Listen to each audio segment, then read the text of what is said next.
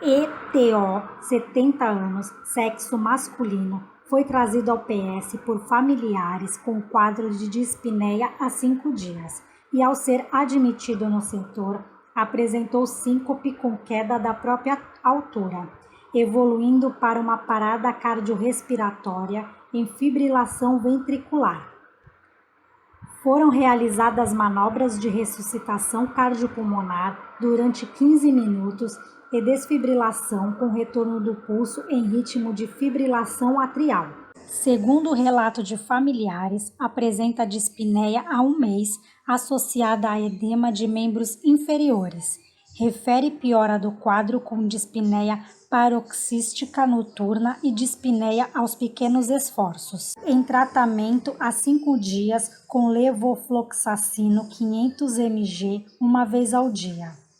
Hiperplasia benigna da próstata, ex-tabagista com abandono do vício há mais de 20 anos. Mantido intubado, recebendo analgesia com fentanila e sedação com propofol em bomba infusora. Passados sonda nasoenteral, catéter venoso central e catéter vesical de demora. Solicitada tomografia computadorizada de crânio, sem evidência de sangramento intraparenquimatoso. Encaminhado à UTI para estabilização, investigação e conduta. A insuficiência respiratória é uma deteriorização súbita e importante no processo de troca de gases pulmonares, caracterizada por uma queda importante da pressão de oxigênio arterial para menos de 50 e uma acentuada elevação na pressão de dióxido de carbono arterial para mais de 50. As causas mais comuns são: estímulo respiratório diminuído. Pode ocorrer em casos de lesões cerebrais graves, como grandes lesões do tronco cerebral, uso de medicamentos sedativos e distúrbios metabólicos, como o hipotireoidismo. Nesses casos, ocorrem prejuízos ao estímulo respiratório normal. Disfunção da parede torácica. Os impulsos originários do centro respiratório percorrem os nervos que se estendem desde o tronco cerebral para baixo, na medula espinhal, até os receptores nos músculos da respiração. Dessa forma, qualquer agravo nos nervos ou na medula, nos músculos ou na junção neuromuscular envolvidos na respiração, afeta gravemente a ventilação e pode levar à insuficiência respiratória aguda. Disfunção do parênquima pulmonar. Derrame pleural, hemotórax, pneumotórax e obstrução da via aérea superior são condições que afetam a ventilação e prejudicam a expansão pulmonar. Essas condições normalmente são causadas por doenças pleurais, trauma e lesão, bem como por enfermidades como pneumonia, estado asmático, atelectasia lobar, embolia pulmonar e edema pulmonar. Efeitos dos agentes anestésicos, sedativos e analgésicos no período pós-operatório, bem como prejuízos na ventilação e perfusão, nos casos de cirurgias torácicas, cardíacas ou abdominal de grande porte. Os sintomas mais comuns são inquietação, fadiga, cefaleia, dispneia, taquicardia, hipertensão arterial, letargia, taquipneia, cianose central e utilização dos músculos acessórios. O tratamento médico visa corrigir a causa subjacente e restaurar a troca gasosa adequada. A intubação e a ventilação mecânica podem ser necessárias para manter a ventilação e oxigenação adequadas enquanto a causa subjacente é corrigida. Padrão respiratório ineficaz, ventilação espontânea prejudicada, perfusão tissular pulmonar prejudicada, risco de infecção, mobilidade física prejudicada, risco para dor aguda, nutrição desequilibrada, risco para a integridade da pele prejudicada. Avaliar nível de consciência de 4 em 4 horas e comunicar alterações. Quando o paciente está entubado, gradativamente é realizado o desmame ventilatório e da sedação. O nível de consciência deve ser avaliado constantemente e as alterações comunicadas ao enfermeiro ou médico. Realizar controle de sinais vitais de 2 em 2 horas e comunicar alterações. Os controles de sinais vitais na unidade de terapia intensiva normalmente são realizados a cada 2 horas. Se o paciente estiver estável e o espaço de tempo para o controle for maior que 2 horas, o paciente poderá ser encaminhado à unidade semi-intensiva. Todas as alterações devem ser prontamente comunicadas, pois o paciente grave é instável e intervenções devem ser realizadas para que o parâmetro vital seja mantido dentro dos limites de normalidade durante as 24 horas. Trocar fixação do tubo orotraqueal após o banho. Manter tubo em rima labial e manter cuff insuflado entre 20 e 30. A fixação deve ser trocada uma vez ao dia e o tubo mantido em rima labial a fim de evitar fissuras labiais. A pressão do cuff deve ser adequada a fim de diminuir os riscos de lesão na traqueia por excesso de pressão ou escape de ar por uma insuflação inadequada, o que prejudica o padrão respiratório.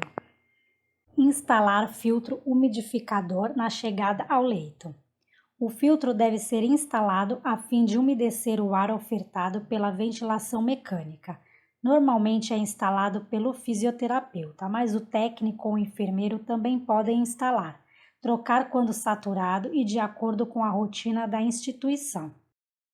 Aspirar tubo orotraqueal com técnica asséptica a cada 2 horas. Anotar aspecto da secreção. O tubo deve ser aspirado para promover a limpeza e remoção das secreções acumuladas, uma vez que este procedimento diminui a incidência de rolhas de secreções. Caso o paciente esteja instável, verificar com a equipe a frequência das aspirações e o uso de sistema fechado para aspiração. Manter alarme da monitorização e ventilação mecânica.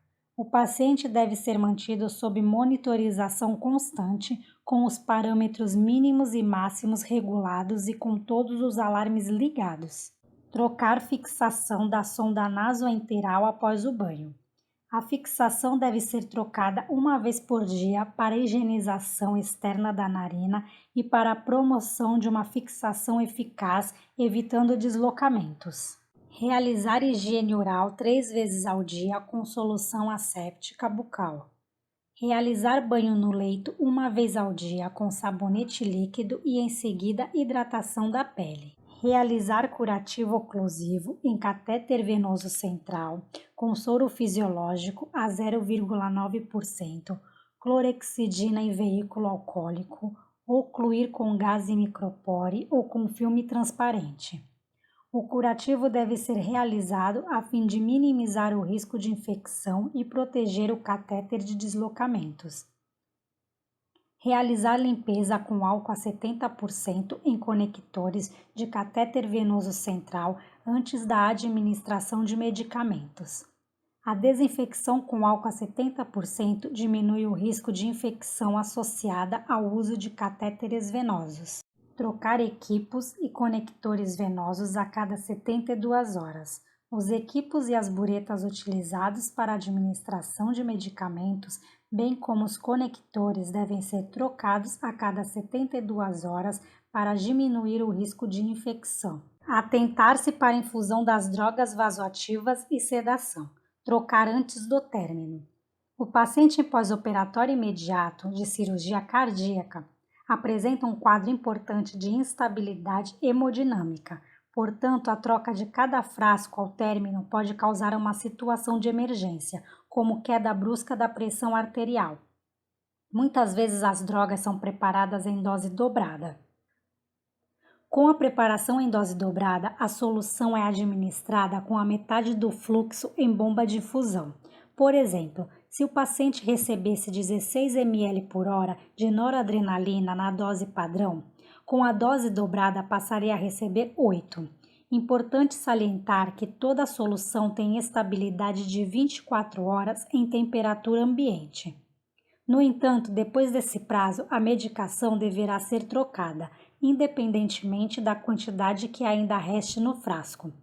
Dessa forma, é possível manter a estabilidade hemodinâmica no pós-operatório imediato, mas a decisão de dobrar a dose deve ser tomada pela equipe médica. Realizar mudanças de decúbito e hidratação da pele de 2 em 2 horas.